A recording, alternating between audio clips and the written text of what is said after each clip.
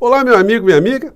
Uma das coisas mais perigosas, vis e preocupantes que o bolsonarismo trouxe para a vida pública do nosso país foi o discurso velado de ameaça ou de indução à integridade física de pessoas aqui no nosso país. Quando eles ficam o tempo todo reverberando que o presidente Lula não pode sair às ruas, que ele, por onde que ele anda, por que ele não vai a lugar algum, isso tem uma mensagem implícita muito clara para constranger a figura do presidente da República. E hoje o Dudu Bananinha utilizou essa tática para constranger o ministro Alexandre de Moraes. Já passou da hora das autoridades aqui no nosso país colocarem esse tipo de comportamento dentro de uma perspectiva de reprovação criminal, porque isso é banditismo. Depois o indivíduo tenta explodir um caminhão-tanque no aeroporto ou entra no aniversário de alguém e mata uma pessoa, de quem é a responsabilidade? De quem é a responsabilidade do dia 8 de janeiro?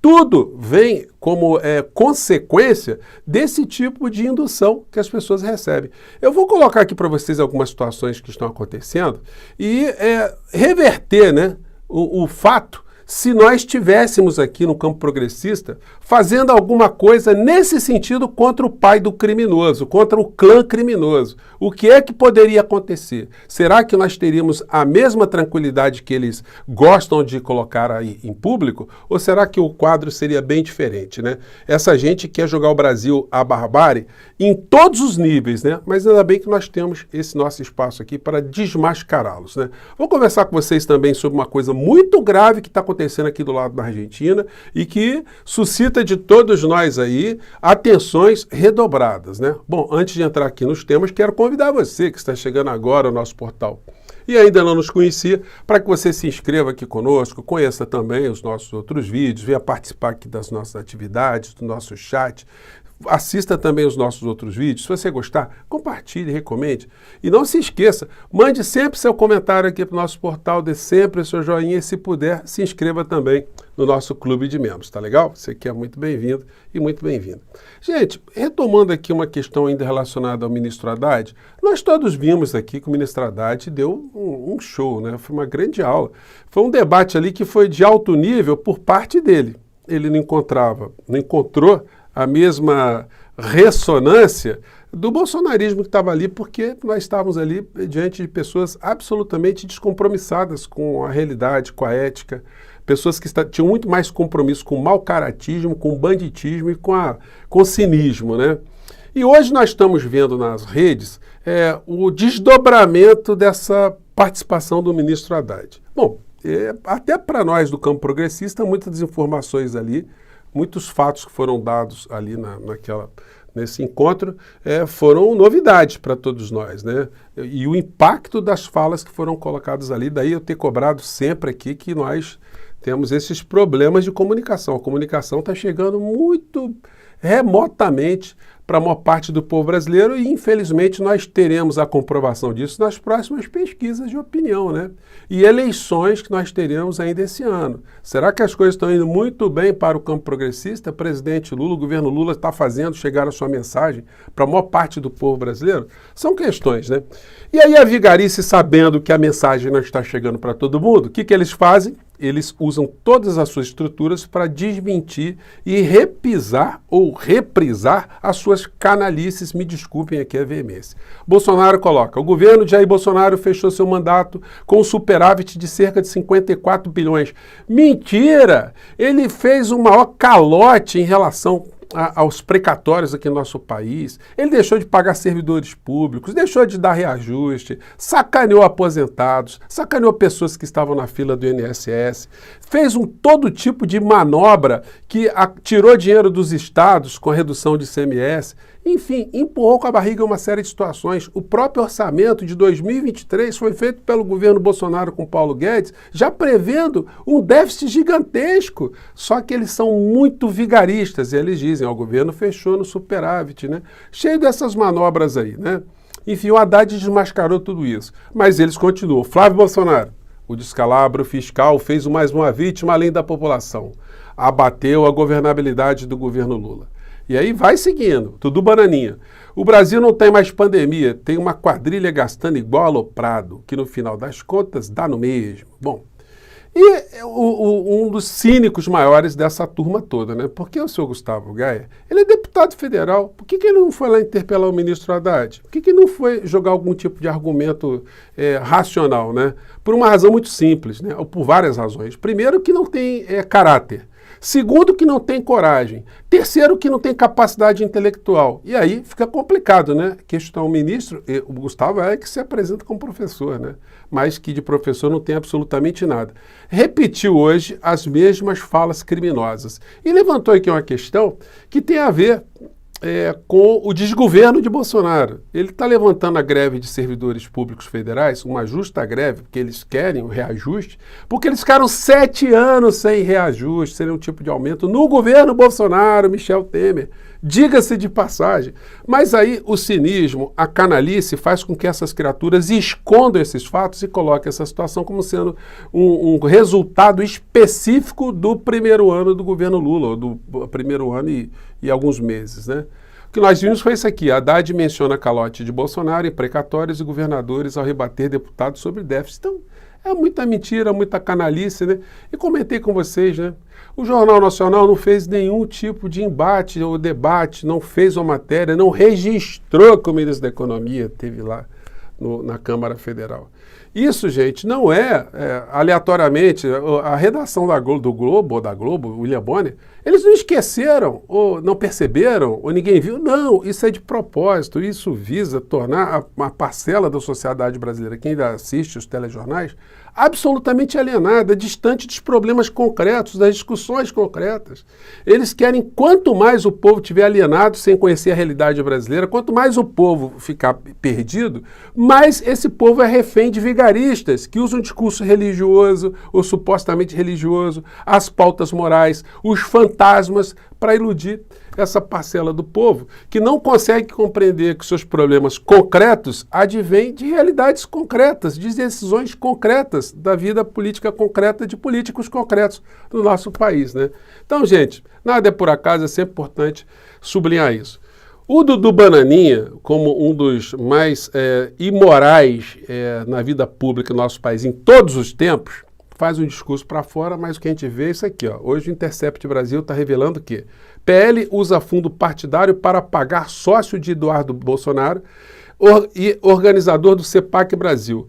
Partido de Bolsonaro destinou 160 mil de dinheiro público ao advogado Sérgio Santana, responsável por produzir o CEPAC, que é o instituto lá que o Dudu Bananinha pilota para sempre ganhar muito dinheiro difundindo as ideias de extrema-direita.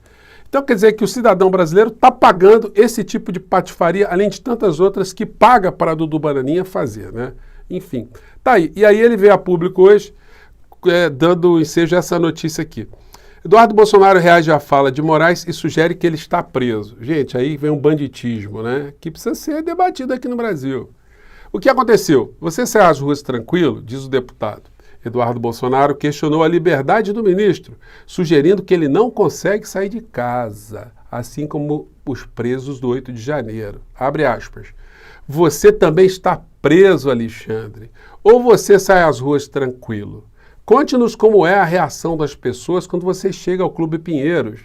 Ou se você consegue jantar em Londres, se antes checar as redes sociais, nome por nome daqueles que sentarão à mesa. Valeu a pena? Gente, isso é um apito de cachorro, né? Que ele joga nas redes para constranger autoridades públicas aqui no nosso país.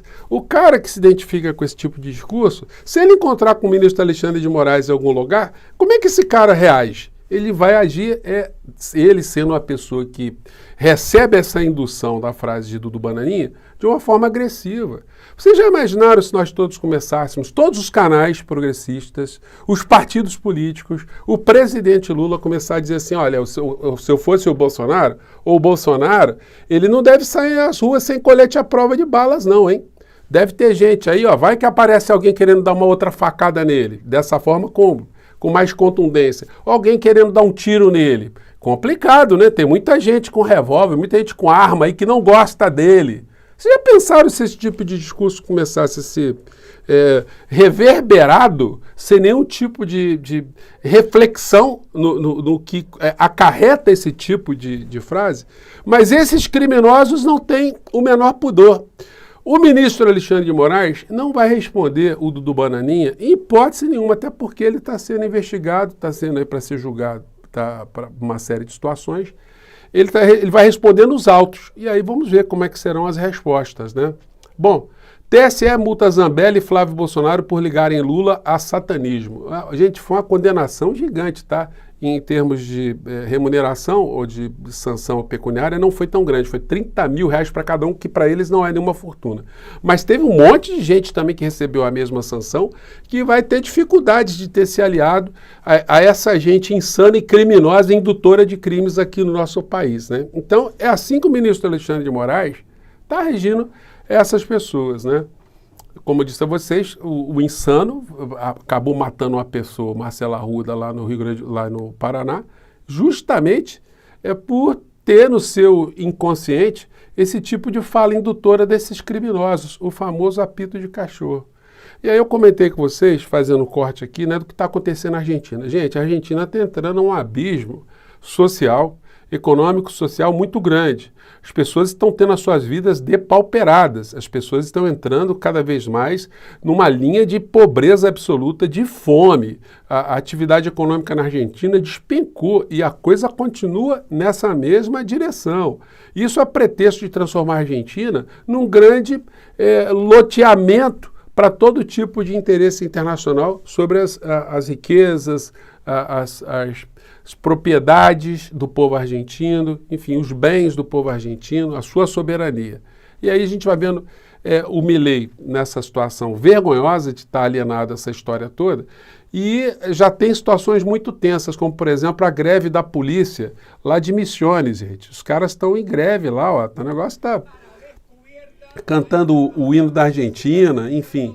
E a Guarda Nacional está sendo deslocada para lá, e são situações assim que mostram a corrosão que o Estado argentino está sofrendo. O dólar bateu recorde, subiu 20% aí nos últimos dias na Argentina. E aí tem um colunista lá muito interessante, chamado Santiago Cunel, e ele fez aqui um vídeo aqui com o seguinte título, né? O Circo Sem Pão. E ele não economiza vocábulos aqui para falar do Milei. Só para a gente ter uma ideia, esse tipo de pensamento na Argentina também está crescendo. Tá? Vou colocar um pedacinho aqui para vocês. Eu vou tentar aqui falar em cima dele, porque ele fala rápido também o espanhol. Né? Vamos lá. Se abren momentos de alta tensión que van a llevar al pueblo argentino a la explosión. Bom, dá para entender, né? Momento de alta tensão que vai levar o povo argentino a uma explosão.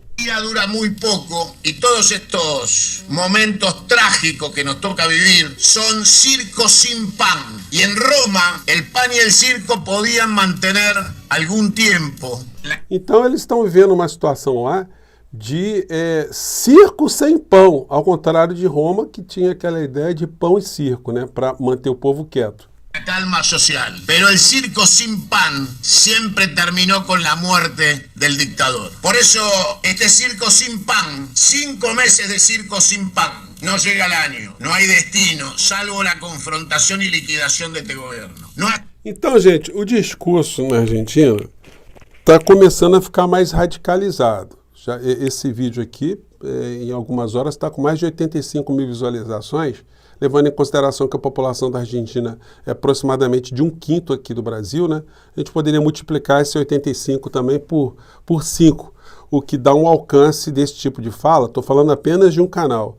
É muito significativo que desenha o que está acontecendo na Argentina. Se essa situação persistir lá, nós podemos ter muitos argentinos saindo do país para virem aqui para o Brasil, porque a curto, médio e longo prazo, não há a menor possibilidade de uma emancipação econômica do povo argentino com o que se está fazendo por lá, né?